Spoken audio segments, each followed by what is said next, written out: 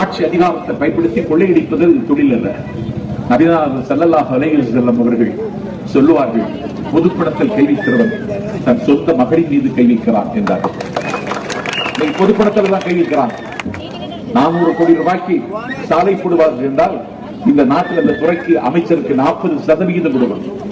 அப்படின்னா கணக்கு போடுங்க.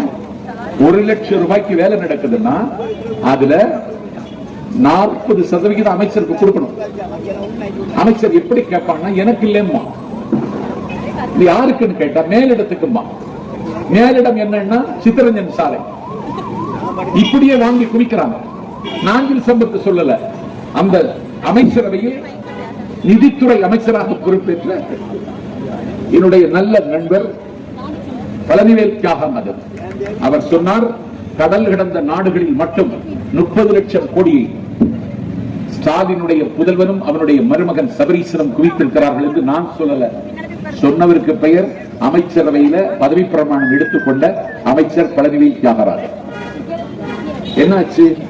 பழனிவேல் தியாகராஜனை உடனே நிதி அமைச்சர்ல இருந்து கீழே இறக்கி அவரை டீப்ரமோட் பண்ணிட்டாங்க. அவன் ஒரு ஆளு தான் திமுகவில் ஓட்டுக்கு ரூபா கொடுக்காம ஜெயிச்சவன். அவரை இன்னைக்கு டீப்ரமோட் பண்ணிட்டாங்க.